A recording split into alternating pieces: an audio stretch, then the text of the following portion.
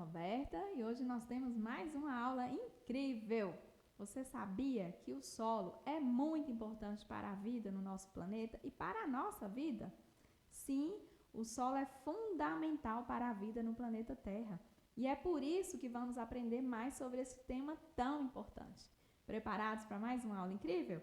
Então vem comigo! Lembra da aula anterior, onde falamos sobre as rochas, os tipos de rochas e como elas se formam? Então, é a partir da desagregação das rochas que os solos se formam. Por isso, é importante que você tenha assistido a aula anterior para darmos sequência na aula de hoje, ok? Se você não assistiu a aula anterior, ainda dá tempo. Faça uma pausa nessa videoaula, assista a aula anterior e depois volte aqui para não perder a nossa sequência, ok? O solo é resultante da transformação da camada mais superficial da crosta terrestre, as rochas. Na linguagem popular, o solo é conhecido como terra. Ele é composto de materiais orgânicos e de materiais inorgânicos também. Os materiais orgânicos do solo são organismos vivos, insetos, minhocas, bactérias, fungos e outros, e matéria em decomposição, como restos de plantas, folhas, frutos, galhos, entre outros, e de animais, fezes, entre outros.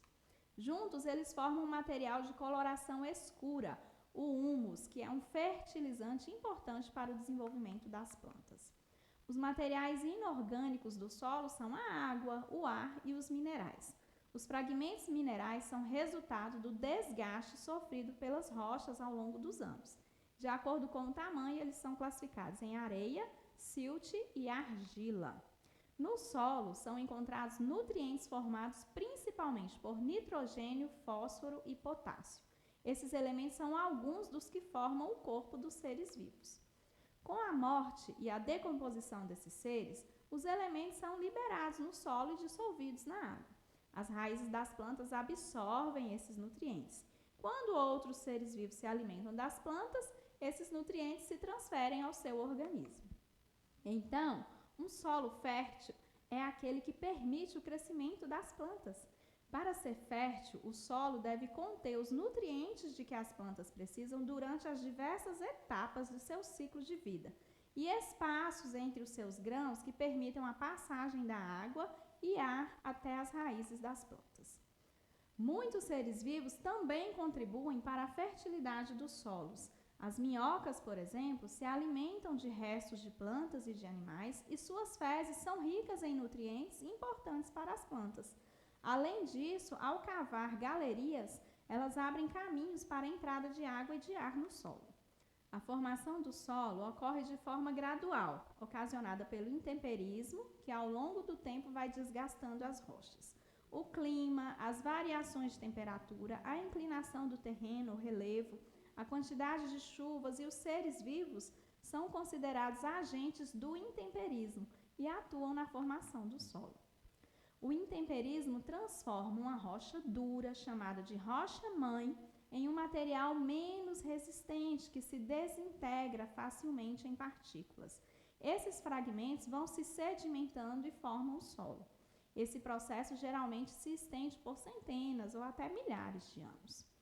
Uma grande parte dos solos brasileiros é usada na agricultura para o cultivo tanto de alimentos como de plantas para a produção de combustível e de matérias-primas para a indústria. A criação de animais também tem destaque no uso dos solos. Outra atividade importante relacionada ao uso dos solos é o extrativismo, que consiste na retirada de recursos naturais do meio ambiente com o objetivo de obtenção de renda. Diferentes formas de extrativismo têm relação com o solo, como a extração de minerais e de recursos vegetais, como madeira, frutos e sementes. Os solos não são iguais em todas as regiões. Existem vários tipos de solos que possuem características próprias, de acordo com a rocha que deu origem. Você já percebeu que os solos têm coloração diferente? Alguns têm tons vermelhos, outros são amarronzados. E agora nós vamos entender melhor essas diferenças. Os solos arenosos têm um teor de areia igual ou superior a 70%. Esses solos secam rapidamente porque são muito permeáveis. Os grãos são maiores e há grandes espaços entre eles. Os sais minerais e a matéria orgânica que servem de nutrientes para as plantas são carregados pela água e por isso os solos arenosos são geralmente pobres em nutrientes. Nos solos argilosos predominam partículas de argila, embora haja também silt e areia. Em geral, esse tipo de solo é menos permeável que os solos arenosos. A argila é formada por grãos muito pequenos e bem ligados entre si. Por isso, retém água e nutrientes, o que mantém a fertilidade do solo e facilita o crescimento das plantas.